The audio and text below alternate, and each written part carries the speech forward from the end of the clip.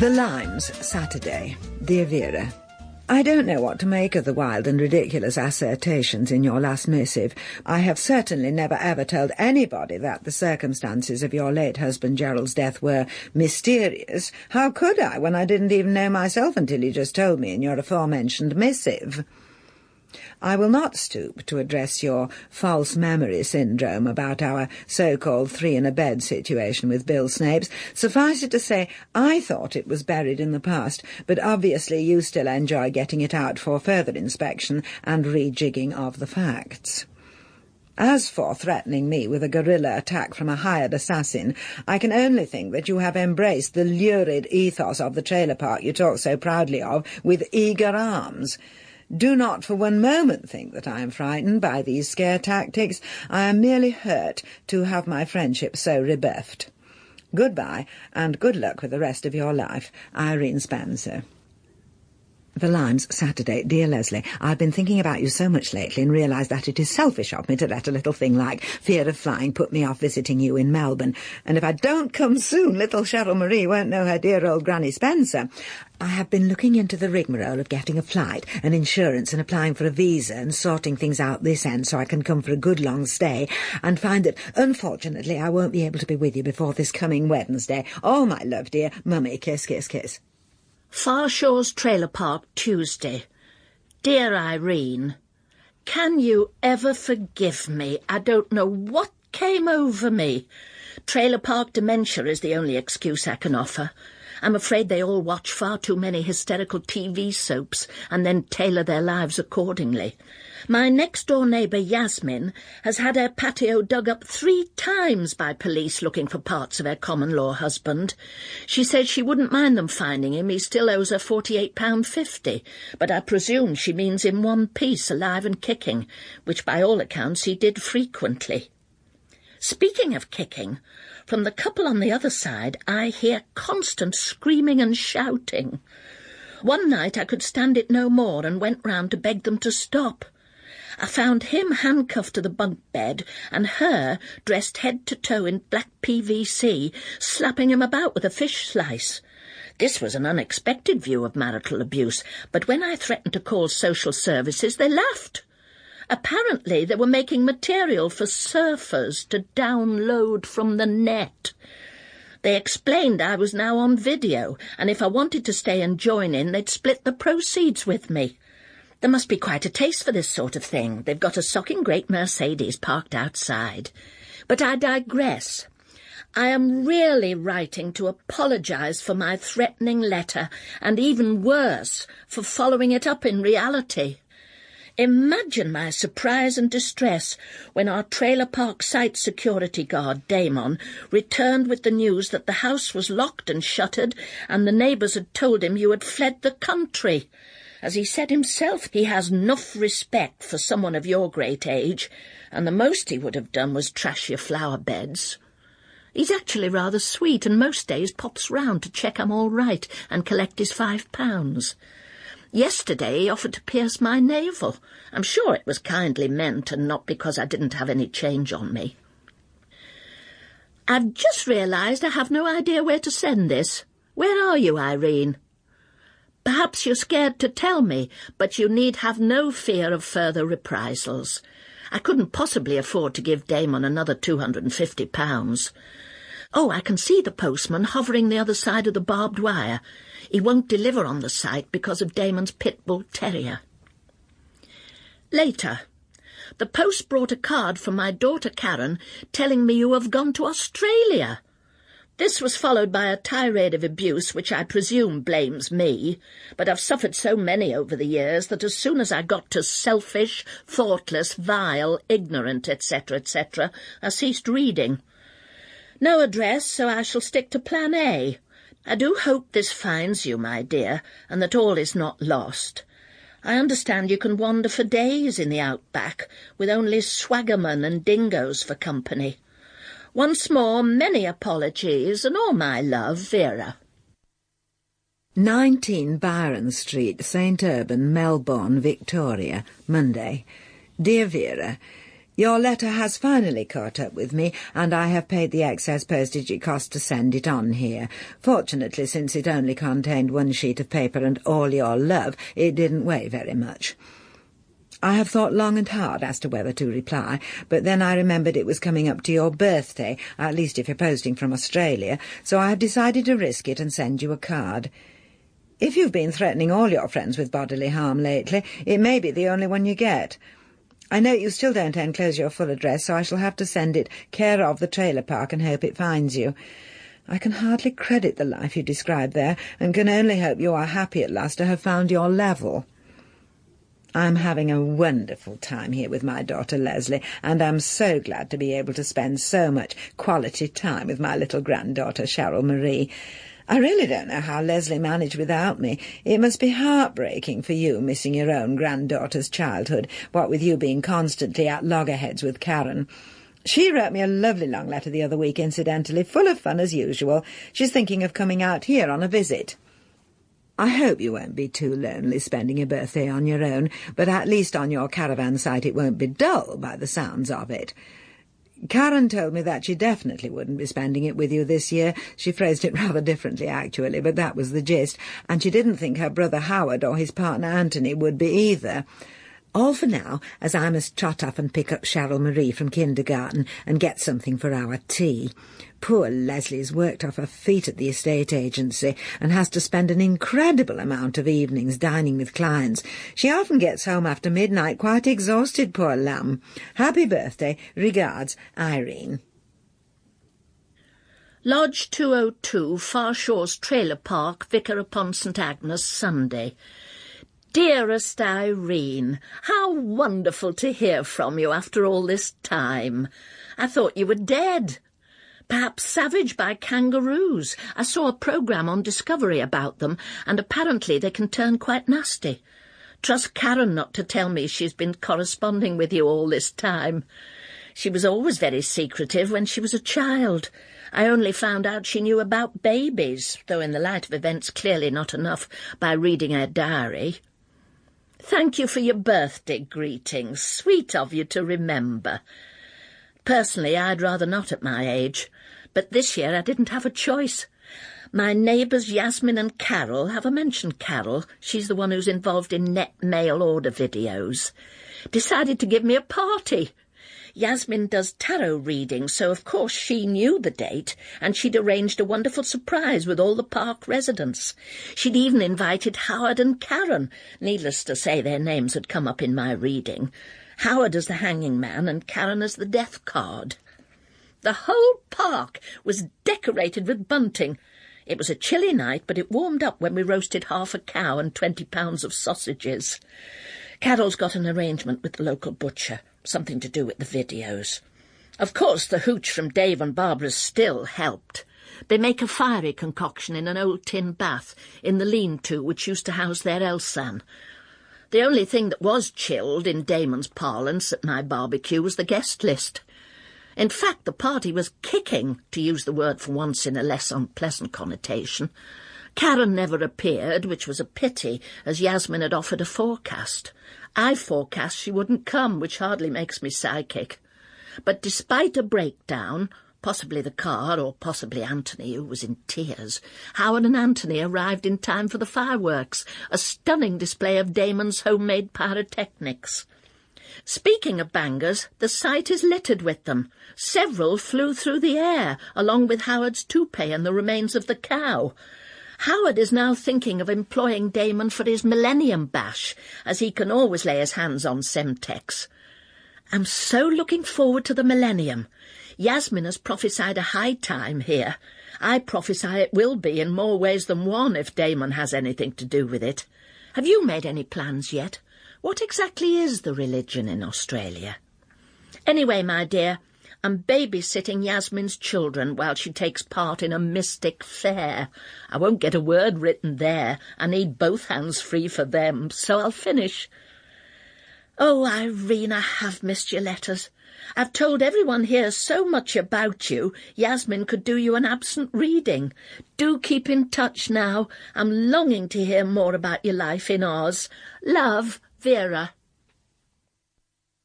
Down under, Tuesday night, or is it Wednesday morning? Dear Vera, thank you for your vivid account of your birthday celebrations. It sounded very pleasant if that is your preference for conviviality. It has been my birthday today. Don't feel guilty about not sending a card, whatever you do. It really couldn't matter less, and I have had the most wonderful time sampling the fruits of the New World vineyards. To make up for me having to babysit tonight while she, poor love, had to go to dinner with yet another client, Leslie bought me a case of Victorian wines all to myself. That's wines made in the state of Victoria, by the by, not during the late Queen's reign. Took me a while to work that one out. I may be a little tipsy, so please excuse the writing. Now, to satisfy your curiosity about Australia, it is very big, for starters, and very far away from everywhere else. Here you have to think of everything upside down. A north-facing garden means as much to them as a south-facing one does to us, being in the other hemisphere. Melbourne is down south, and Melbournians are very proud of their weather. They will tell you at the drop of a hat that they can have all 4 seasons in any given day. Today, for example, I set off for a stroll along the beach in glorious sunshine, only to be hit by hailstones the size of tennis balls on the way back. Believe me, a parasol is no defence against Antarctic ice. But speaking of tennis balls, I must tell you about the sausage sizzle I went to at the weekend, held by the local tennis club to attract veterans to start going to play in the afternoons. Of course, I hadn't been in whites for many a long year, but fortunately there was a group of novices like myself, so I joined their number. There was one lady there who reminded me of you, actually. Very jolly, but ma, she suffered in the heat with all her bulk. But anyway, there was a lovely man there called Vincent, retired, a widower, very nicely turned out, and with a full head of hair and beautifully shaped hands. I think even his teeth are his own. As things fell out, we partnered each other most of the afternoon and got on very well, and though Leslie's house is really not far from the club, he insisted on giving me a lift home. When it emerged in casual conversation that it was going to be my birthday in a couple of days, he suggested he take me out to lunch.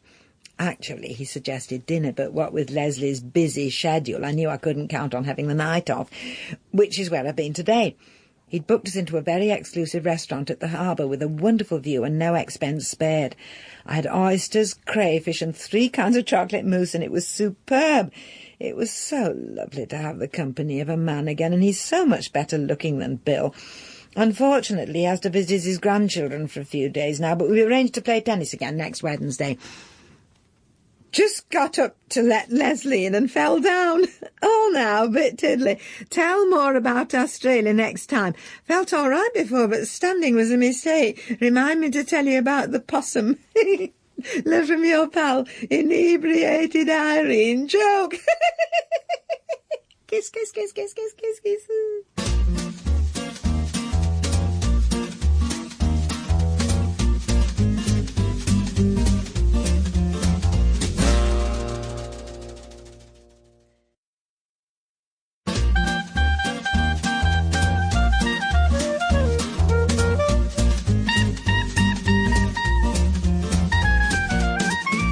Lodge 202, etc., Friday. My dear Irene, how remiss of me to forget your birthday. Really, sometimes I wonder if my daughter Karen isn't right about the state of my brain, though it goes against the grain to admit it. Enclosed is a birthday tarot from my neighbour Yasmin, which I gave her all the data to prepare. Funnily enough, I remembered that perfectly. I had to guess the time of birth, of course, but I do recall you telling me your mother cursed you for arriving when she was at her lowest ebb, so I imagine that was about 4 a.m. Yasmin also brought this little news article, which, having done your reading, she thought might be of interest. Perhaps you'd better show it to Vincent. Keep on with the wine tasting, then you won't go all buttoned up on him. Men like a chatty woman. Oz really does sound like the land of change, especially the weather. Talking of hailstones, I am off to Sheep Dippers for the weekend. It's my son Howard and his partner Anthony's anniversary, and they are having a do. Howard wants a hand with the catering, plenty of sizzling sausages. It's a fork and finger event. There's life in us old girls yet, eh? Promise to write fully on my return. Love, V. P.S. don't forget to tell me about the possum. From the Vicar upon St. Agnes Star. The secret to a long and healthy life is sex. Sex keeps people young and vibrant and halts the ageing process, according to Dr. Raj Garibaldi, who insists ageless national icons like Margaret Thatcher and the Queen Mother are leading very vigorous sex lives. St. Urban, Tuesday. Dear Vera, sorry it's been a few weeks since writing. I'm afraid in the interim I've mislaid your last letter, so I can't remember if there were any questions therein. All I could find is a rather puzzling news clipping from your local rag. I do seem to remember you appeared to be obsessed with sex in your letter, which is a shame in an older person, I always think, and more often seems to afflict the men, as in dirty old, etc. Have you started back on the UHT again, I wonder? I really don't think it suits you. Thank you for the birthday tarot reading from your new friend Yasmin. Is that a Romany name? Which I found today at the back of my underwear drawer.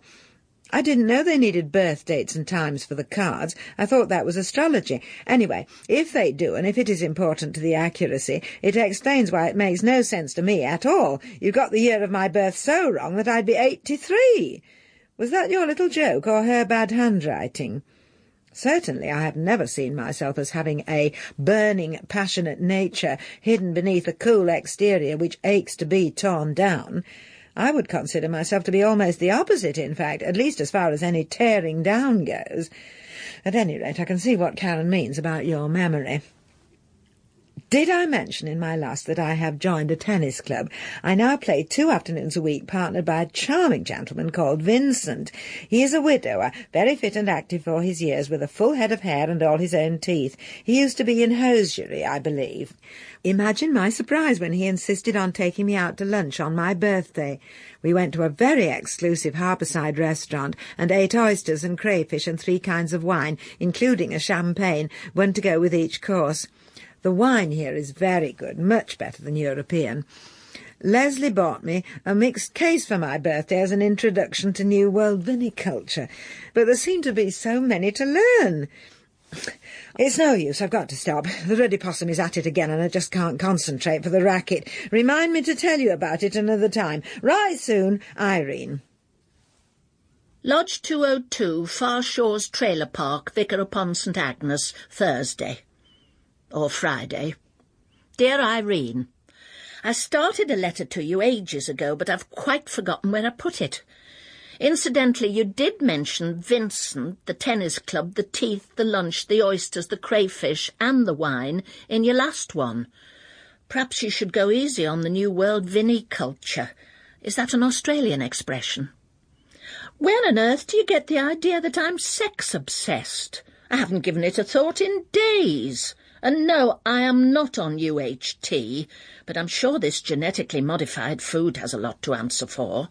Howard won't touch it. Which reminds me, I was writing to you about his do, which gave a whole new meaning to fork and finger. I didn't know it was possible to attach so much metal to body parts. One of Howard's friends appeared to be wearing an entire canteen of cutlery, and outside of a boot fair, I've never seen so much fingering in public. They were all over the sizzling sausages. I'm still shockable, it seems, despite everything we see nowadays on television. The most important news is that my daughter Karen was there with her little girl Sabrina. It was the first time I'd seen them in over a year.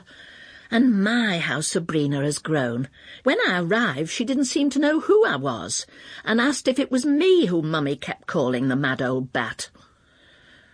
When Karen heard I was living in a trailer park, she laughed raucously and said I'd graduated from soap opera to cartoon, whatever that means. Anyway, being homeless again, she decided to come and stay, though of course I'd pointed out that space was limited. The first morning was very awkward. I'd put up a curtain to give her some privacy, but she still sleeps till lunchtime and I needed to get to the kitchenette, so I popped my head round and asked if she wanted some brunch. She swore loudly and said, "Give me a chance to put my knickers on before you start stuffing food down me." I admit I was hurt.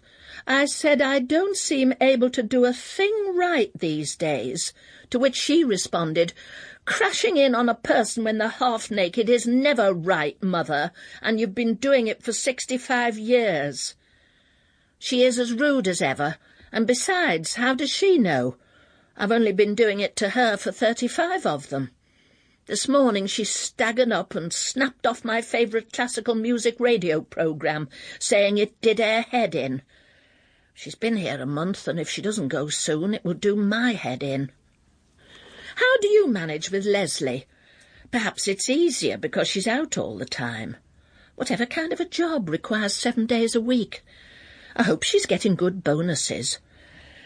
I'd be glad if Karen got any job at all. My pension won't stretch to the luxuries she demands. She's just given me a list, which includes Java coffee beans, Gravadlax, luxury shower gel and a mobile phone. I shall have to speak to our site security guard, Damon. All for now. It's time to pick Sabrina up from school. She is lodging next door with Carol and Terry. Write soon. I need support. Lots of love, Vera. P.S. What on earth's going on with the possum? St. Urban, Australia, dear Vera, thank you for your newsy letter. I won't bother to tell you any more about my lovely outings with Vincent if it causes offence, and I do so apologise, I'm sure, if I've been boring you with my repetition. By the by, speaking of which, although you claim not to be obsessed with sex, I notice you managed to cram it in twice in one paragraph. I can't imagine where you get the idea that my repeating myself has anything to do with drink, as I am just a social drinker, as you well know. It's just old age and can't be helped. As I keep having to explain to Leslie, wait till it happens to you. I only wish I'd be there to say I told you so when her little brain isn't as sharp as it is now. How funny that we're both involved in looking after our grandchildren at the moment. Having children is much nicer the second time round, don't you find? Or maybe it's just that Cheryl Marie is an easier child than Leslie was. Incidentally, you ask what type of job she has, although I'm sure I've mentioned several times.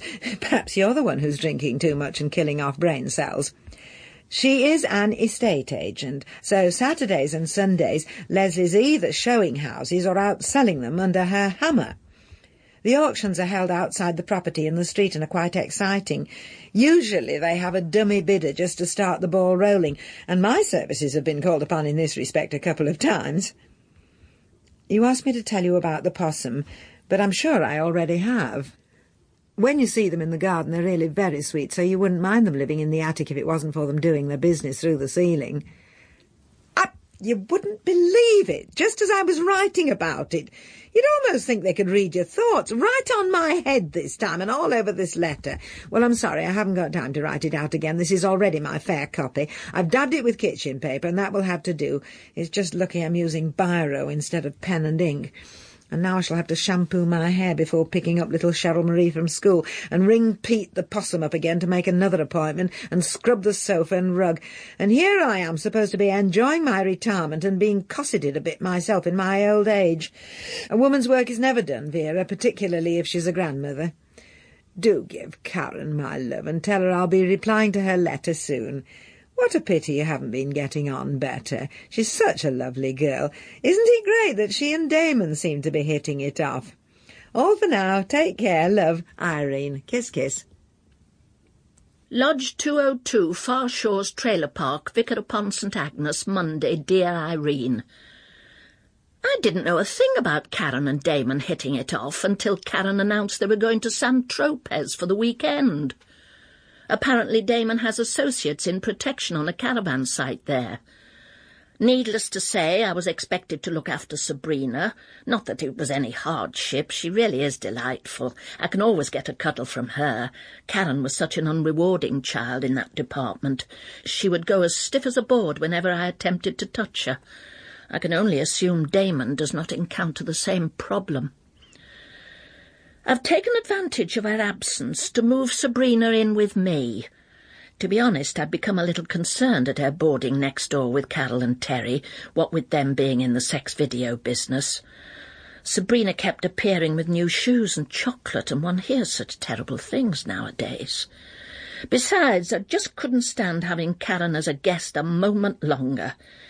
I have now reorganised the space so Sabrina has her own little bedroom and play area.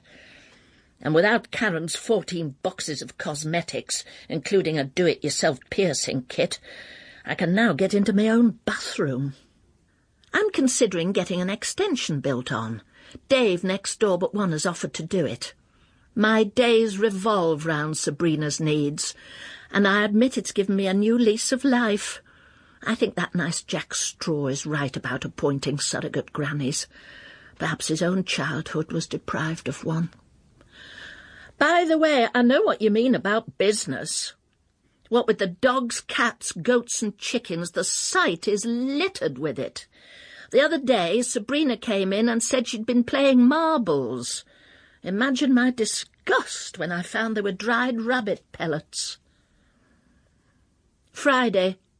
Karen returned, very brown, last night, and informed me she was moving in with Damon. She wants Sabrina to move in with them. Over my dead body. Must stop. It's Sabrina's bath time. Then I read her a story. When she arrived, all her books were about one-parent families and children brought up by same-sex couples. We're so enjoying Wind in the Willows. Huggies, as Sabrina says, thee. P.S. I enclose a photo of Sabrina and me taken by Carol. Do send some of you and Cheryl Marie. And the possum.